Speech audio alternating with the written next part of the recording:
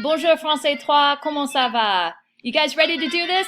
The final push to the end of the year. Let's do some subjunctif. You're going to want your textbook open to pages 270 to 275. But if you also want to review how to spell the subjunctif and some of the earlier stuff we learned this year about the subjunctif, that's also in your textbook, page 78, 80, and 86. Let's do this. All right. When we learned the subjunctif earlier this year, we started with the simple phrase il faut que. Il faut que tu fasses tes devoirs. Il faut que tu ranges ta chambre. Il faut que tu ailles à l'école, etc., etc. Il faut que means it is necessary that. And when you're saying something that is your own opinion of what other people should do, or if there's any doubt that the people are actually going to do it, that's when you use the subjunctif. Not very common in English. In fact, we pretty much ignore it in English, but in French, il est très, très important. Now, when we learned it the first time, we talked about how when you use the subjunctif, it's still the present tense, but it's a different mood of the present tense. All the stuff that you learned in middle school and in French 1 and 2, that's the basic present tense, which we also call the indicative. Like, I'm going somewhere, je vais. But if someone says you need to go somewhere, it's il faut que tu ailles. So the subjunctif expresses either someone else trying to impose their wishes on you, or someone's emotions about something, or doubt that the thing is actually going to happen. Even though it's still the present tense, it means that it's not necessarily happening, while the indicative says this is happening. So I've put together a little acronym for you to help you remember when to use the subjunctif.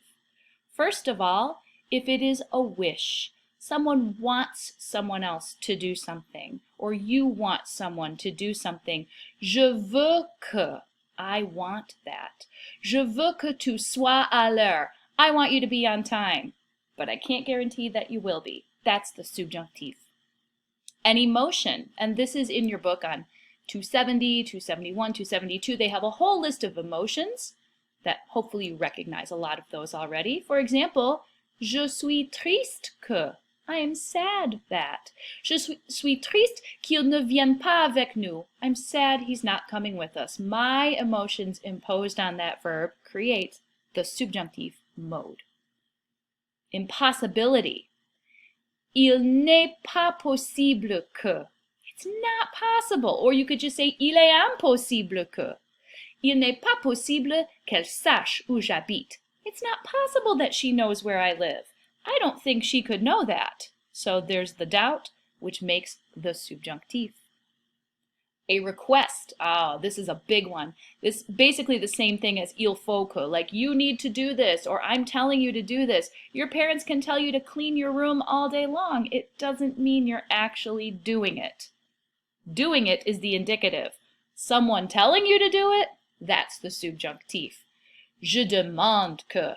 Je demande que tu fasses ton travail. I have learned that in these online classes. I can't make anyone do the online work, but I sure appreciate those of you who do. Keep doing it. Doubt, another big one for the subjunctif. Je doute que, or in this case, je ne suis pas sûr que. I'm not sure, not 100% there. I doubt that he has a sister. Je ne suis pas sûr que Thomas ait une sœur. There's your subjunctif. And finally, an obligation, again, one of those things where someone can tell you, you need to do this, but it doesn't mean it's actually happening. That's the subjunctif. Il faut que. There's our friend that we know and love. Il faut que vous soyez responsable. Très bien.